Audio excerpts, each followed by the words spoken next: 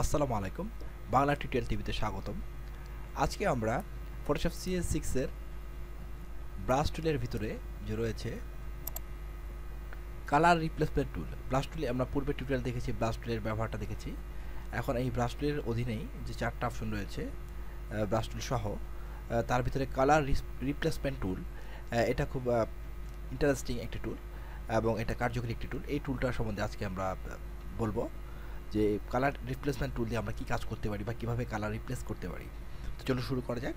তো এখানে আমি একটা ইমেজ নিয়েছি, তো আমি ব্রাশ টুল থেকে কালার রিপ্লেসমেন্ট টুলটা এভাবে সিলেক্ট করে নিলাম। নিয়ে কালার রিপ্লেসমেন্ট টুলটা সিলেক্ট করার সাথে সাথে এখানে কন্ট্রোলিং প্যানেলে কিছু অপশন দেখা যাচ্ছে। তো এখানে প্রথমে রয়েছে ব্রাশের সাইজ, হার্ডনেস, স্পেসিং। তো স্পেসিংটা কি, তো এখানে আমরা যে কালার রিপ্লেসমেন্ট টুলটা যখন সিলেক্ট করবো তখন এখানে ফোরগ্রাউন্ড কালারটা কিন্তু এখানে কাজ করবে, অর্থাৎ ফোরগ্রাউন্ড কালার আমরা যেটা চুজ করে দিব সেটাই এখানে কাজ করবে। তাই আমি এখানে অরেঞ্জ কালার এখানে চুজ করে দিয়েছি। তো এখানে হার্ডনেসটা আমি বাড়াতে কমাতে পারবো, এখানে 0 করে দিলাম। সাইজটা এখান থেকে বাড়াতে করতে পারবো। আবার এখান থেকে আমরা স্পেসিংটা, যেমন আমি এখানে যদি কালার করি, তারপর আমি এখানে কালার করলাম, দেখুন কেমন দেখা যাচ্ছে। ব্রাশের সাইজটা একটু ছোট করে দেই, তাহলে বুঝতে সুবিধা হবে। জাস্ট আমি এইভাবে কালার করলাম। এখানে যদি স্পেসিফিকটা বাড়িয়ে দিই, তাহলে যদি কালার করি, দেখুন দূরে দূরে কালার হচ্ছে, অর্থাৎ স্পেসিফিকটা বেড়ে গেছে। আর একটু কমিয়ে দিয়ে দেখাচ্ছি, এই দেখুন স্পেসিংটা যদি বাড়িয়ে দিই তাহলে এভাবে গ্যাপ গ্যাপ দিয়ে আমাদের এখানে কালারিং হচ্ছে। তো এখানে আমরা স্পেসিংটা একদম 1 করে দিই, 1%। এখান থেকে ব্রাশটাকে আমরা রোটেট করতে পারি, রাউন্ড শেপ ব্রাশটাকে এখান থেকে আমরা এইভাবে, দেখুন এখন ব্রাশটা কেমন, ব্রাশের যে কারশটটা দেখা যাচ্ছে কেমন দেখা যাচ্ছে। তো এইভাবে আমরা এটাতে ব্রাশটাকে রোটেট করতে পারি, রাউন্ডনেসটা। তো এখানে হার্ডনেস 0, সাইজটা আমরা 53 রাখলাম এবং স্পেসিংটা 1 রেখে ব্রাশের সাইজ ঠিক করে দিলাম। এখন পরবর্তী রয়েছে যে মুড অপশনটা। মুড অপশনে রয়েছে ইউজ, স্যাচুরেশন, কালার, লিমিনোসিটি। আমি এখানে কালারটা ব্যবহার করব এবং এখানে যে কালার রিপ্লেসমেন্ট টুলটা আছে, এই তার যে কন্ট্রোল প্যানেল আছে, এখানে 3টা অপশন দেখা যাচ্ছে। আমি প্রথম যে অপশনটা রয়েছে এখানে যদি আমরা কার্সর নিই তাহলে দেখতে পাবো যে স্যাম্পলিং কন্টিনিউয়াস একটা টিপস চলে আসছে। তো এটা হলো স্যাম্পলিং কন্টিনিউয়াস যে অ্যাকশনটা, সেটা এই আইকন ক্লিক করে কাজ করবে। স্যাম্পলিং কন্টিনিউয়াস এর মানে কি, মানে আমরা এখানে যে ইমেজটা দেখতে পাচ্ছেন, এই ইমেজের টি শার্টটা আমরা কালার করব। তো এখানে যদি আমরা ক্লিক করি তাহলে এখানে এই অংশটুকুর যে স্যাম্পল আমরা এখানে নিয়েছি সেই অংশটুকু কিন্তু এখানে কালারিং হয়েছে। অর্থাৎ আমি যদি এখান থেকে এখানে ক্লিক করলাম, এখানে যদি ড্রাগ করি, তাহলে ড্রাগ করার সাথে সাথে সে ব্রাশের মাঝখানে যে প্লাস পয়েন্টটা দেখা যাচ্ছে, সেই প্লাস পয়েন্টটা যে স্যাম্পলটাকে নিচ্ছে কন্টিনিউয়াসলি, সেই স্যাম্পলটাকে সে কালার করছে। ঠিক আছে, এভাবে যাচ্ছে। এখানে হিউ চলে আসে, সরি, এখানে কালারটা চুজ করতে হবে, মুডটা কালার দিতে হবে। জাস্ট আমি এখানে ক্লিক করলে প্লাস পয়েন্টের নিচে যেটুকু স্যাম্পল সে পেয়েছে সেটুকু সে কালারিং করেছে। অর্থাৎ আমি যদি ড্রাগ করি, কন্টিনিউয়াসলি সে ড্রাগ করার ফলে যেটুকু স্যাম্পল পাচ্ছে সেটুকুই কিন্তু কালার করছে। এখন সাদা অংশটা এখানে যে কার্টুনটা দেখা যাচ্ছে টি শার্টের উপরে স্পাইডারম্যান লেখাটা এস, আমি এখানে নিয়ে আসছি, দেখুন এসটাও কালারিং হয়ে যাচ্ছে। আবার আন্ডু করে দিচ্ছি। এখানে সাপোজ কালার করলাম, টি শার্টটা কালার হচ্ছে। এখন যদি আমি চুলের উপরে নেই, দেখুন চুলের কালারটাও কমলা রঙের হয়ে যাচ্ছে। এই যে এখানে যদি আমি এখানে ফেসের উপর নিই, ফেসটাও কমলা রঙের হয়ে যাচ্ছে। এর মানে এই সেই কন্টিনিউয়াসলি স্যাম্পল যেটা পাচ্ছে সামনে, সেটাকে সে স্যাম্পল করে নিয়ে কালারিং করছে। তো এরপরে আসে দ্বিতীয় অপশনটা যেটা আছে স্যাম্পলিং অলস। স্যাম্পলিং অলস মানে আমি যখন এই প্লাস পয়েন্টটাকে ব্রাশের মাঝখানে যে প্লাস পয়েন্ট একটা স্যাম্পল ধরিয়ে দেবো কালারের, সেই স্যাম্পলটাই দিয়ে সে কালার করতে থাকবে।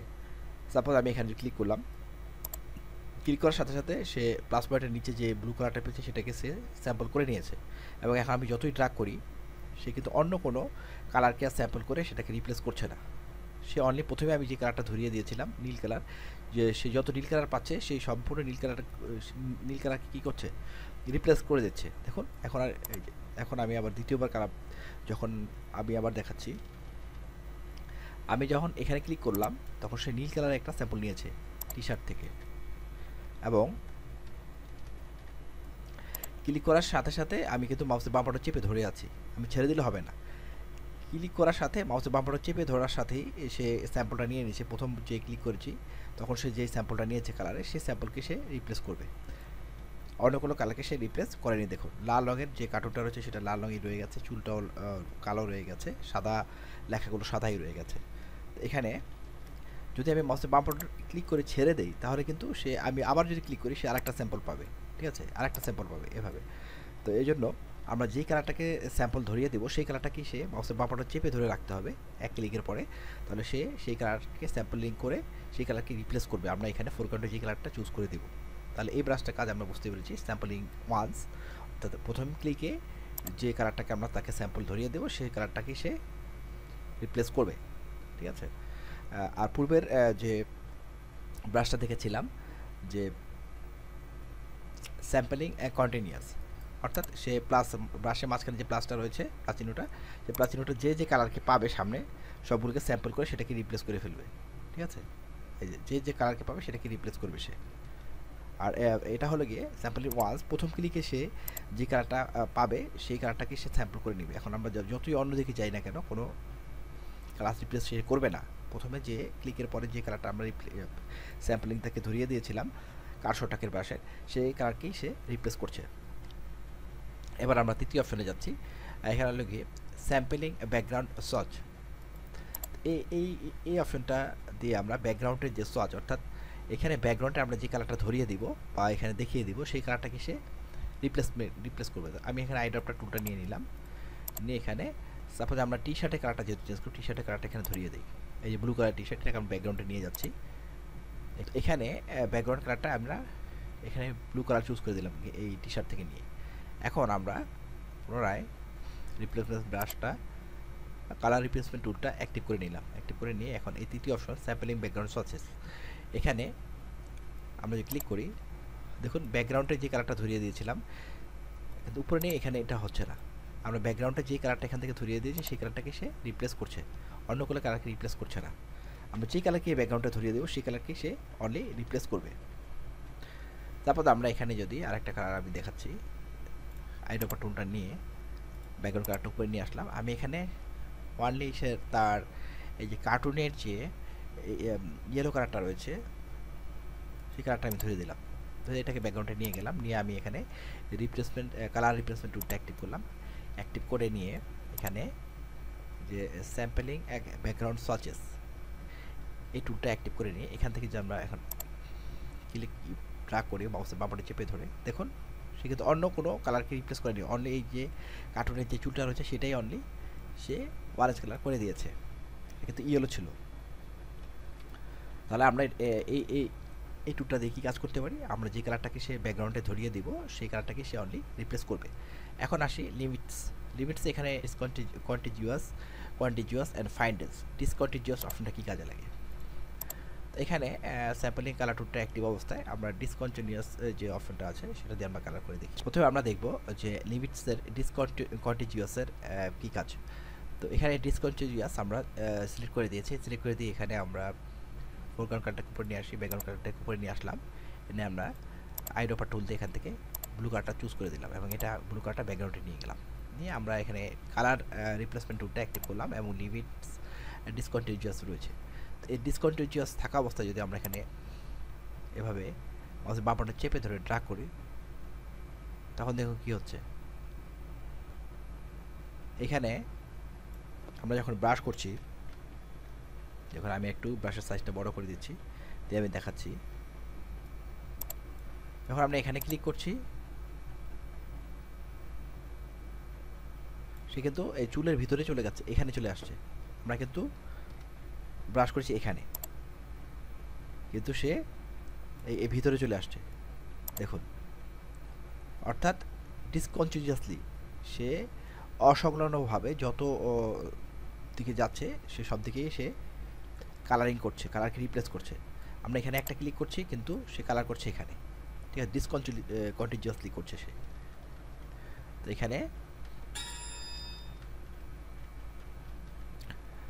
আর কন্টিনিউয়াস যদি দিই, কন্টিনিউয়াস দিলে এখানে আমরা যেখানে আমরা এই ফাঁকা জায়গাটা যদি আমরা ক্লিক করি দেখুন অনলি এই ফাঁকা জায়গাটা এখানে এই যে চুলের মাঝখানে যে অংশটা দেখা যাচ্ছে টি শার্টের, সেই কালারটাকে সে রিপ্লেস করছে, অর্থাৎ কন্টিজিয়াস করছে, এইটুকুর মধ্যেই করছে, সে বাইরে যাচ্ছে না। আর এই সেম জিনিসটাকে যদি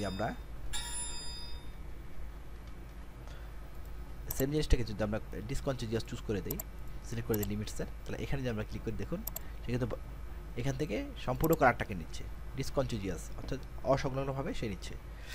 এভাবে কন্টিজিয়াস এবং ডিসকন্টিজিয়াস আমরা ব্যবহার করতে পারি লিমিটসের। এবং ফাইন্ডের একটা ইন্টারেস্টিং, তো ফাইন্ডেজ দিয়ে যদি আমরা এখানে এই টি শার্টের এই কলারটাকে এখানে ক্লিক করি, দেখুন সে কলারের ভিতরেই কালারটা করার চেষ্টা করছে, অর্থাৎ এটা এজের ভিতরে থাকছে, মানে তার কিনারার ভিতরেই সে কালারিং করার চেষ্টা করছে। এখানে কার্টুনের যদি হাতটার ভিতরে আমরা কালার করি, দেখুন সেই কার্টুনের বডির ভিতরে কিন্তু রয়ে গেছে, বাইরে খুব কমই যাচ্ছে, ঠিক আছে। এখানে এই ফাইন্ডেসটা হলো সে কিনারাটাকে নির্ধারণ করে কালারটা করে, লিমিটসটা সে কিনারার ভিতরে সীমাবদ্ধতা করে দেয়, অর্থাৎ একটা এজের সীমাবদ্ধতার মধ্যে সে থাকে। তো এখানে সেটা কার্টুনের যে ক্যারেক্টার রয়েছে তার মাধ্যমে আমরা বুঝতে পেরেছি যে কার্টুনের ক্যারেক্টারের চারপাশে কিন্তু এখানে একটা বাউন্ডারি দেওয়া হচ্ছে কালো রঙের, সেই কালো রঙের বাউন্ডারির ভিতরেই থাকছে কালারটা, বাইরে যাচ্ছে না। এটা অনলি এই ফাইন্ড এজ দেওয়ার কারণে হচ্ছে।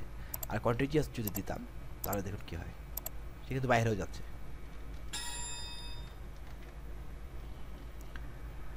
লিমিটসের ব্যাপারটা আমরা বুঝতে পেরেছি নিশ্চয়ই। এবার আমরা আসবো টলারেন্সের ব্যাপারে। এখন টলারেন্স 50 আছে, আমরা যে টলারেন্স এখানে 2 করে দিলাম, 2 করে দিয়ে এখন যে ক্লিক করি, দেখুন এর মানে কি, টলারেন্স অর্থাৎ যতটুকু টলারেন্সের ভিতরে সে কালারটা পেয়েছে, যতটুকু ঘনত্ব পেয়েছে কালারের, এখানে হয়তো কালো ব্ল্যাকিশ কালার বা লাইট ব্লু কালার যেটা আছে, সে যেটাকে এখানে স্যাম্পলিং করেছে সেটাকে সে রিপ্লেস করছে, অর্থাৎ টলারেন্স কম থাকা অবস্থায় সে কালারের যত সূক্ষ্ম ঘনত্ব বা লাইটিং আছে সেটাকে সে স্যাম্পলিং করছে। আর টলারেন্স বাড়িয়ে দিলে, যেমন আমি 58 করে দিলাম, তাহলে এখানের যে ব্লু কালার আছে, ব্লু কালারের ভিতরে যে কালারের শেডিং আছে, ব্ল্যাকিশ রয়েছে, একটু বেশি উজ্জ্বল রয়েছে, একটু কালো রয়েছে, মিডিয়াম ব্লু রয়েছে, সবগুলো কালারকে একটা স্যাম্পল করে নিয়ে সেখানে রিপ্লেস করছে কালার। তা টলারেন্সের মানে কালারের ঘনত্বটাকে এখানে আমরা বুঝতে পারছি। তো কালারের ঘনত্ব অনুযায়ী সে কালারিং করছে। টলারেন্সটা বাড়িয়ে কমিয়ে দিলে আমরা এই কাজটা করতে পারি। যত বাড়িয়ে দিব, দেখুন আমি যদি 100 করে দিই তাহলে কী হয়, 100 করে দিলে দেখুন এই স্ক্রিনের ভিতরে কালারটা চলে যাচ্ছে, অর্থাৎ কালারের যে ঘনত্ব সেটাকে আরও সে ওয়াইড রেঞ্জে নিচ্ছে টলারেন্সে। এখানে আমি এটাকে 50 রাখাটাই বেটার। এনটিএলএসটা কি, এনটিএলএস আমি আনচেক অবস্থায় যদি কালার করি দেখুন কী হয়,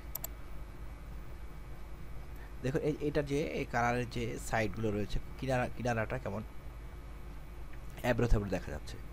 আর এনটিএলএস চেক অবস্থায় যদি আমি কালার করি তাহলে সেই কিনারাটা কিন্তু স্মুথ দেখা যাচ্ছে। তো এনটিএলএসের কাজটা আমরা বুঝতে পেরেছি, তো এনটিএলএসটা চেক থাকাটাই ভালো, তাহলে কালারের যে বর্ডার সেটাকে আমরা খুব স্মুথ দেখতে পাবো। তো এই গেল আমাদের যে কালার রিপ্লেসমেন্ট টুল, এটার ব্যবহার আমরা খুব সহজেই দেখতে পারলাম কীভাবে করতে পারি। তো এই কালার রিপ্লেসমেন্ট ছাড়াও আরও একটা অপশন আছে অ্যাডজাস্টমেন্ট, যে ইমেজ মেনু আছে সেটার অ্যাডজাস্টমেন্টের এই যে রিপ্লেসমেন্ট কালার, অ্যাডজাস্টমেন্টের অধীনে রিপ্লেসমেন্ট কালার এই কমান্ডটা ব্যবহার করে আমরা কালার রিপ্লেসমেন্ট করতে পারি। সেই জন্য আমি আর একটা ছবিতে চলে যাচ্ছি। তারপরে এইখানে যে ম্যাকাও দেখতে পাচ্ছেন, ম্যাকাও বার্ড, এই বার্ডের যে কালারিংটা দেখতে পাচ্ছি এটা আমরা রিপ্লেসমেন্ট করব ইমেজ মেনুর অ্যাডজাস্টমেন্টসের রিপ্লেস কালার এই কমান্ডের মাধ্যমে। তো রিপ্লেস কালার অপশনটা যখন আমরা ক্লিক করলাম তখন এখানে রিপ্লেস কালার উইন্ডোটা বা ডায়লগ বক্সটা চলে আসছে। তো এই প্যানেল থেকে আমরা কিভাবে কালার রিপ্লেস করতে পারি, তো এখানে দেখতে পাচ্ছেন 3টা আইড্রপার দেখা যাচ্ছে, একটা নর্মালি, একটা প্লাস, একটা মাইনাস। এটা দিয়ে আমরা কালার পিক করতে পারবো, আর এটা দিয়ে কালার আমরা আরও অ্যাড করতে পারবো, আর এটা দিয়ে আমরা সাবস্ট্রাক্ট বা বিয়োগ করে ফেলতে পারবো কালার।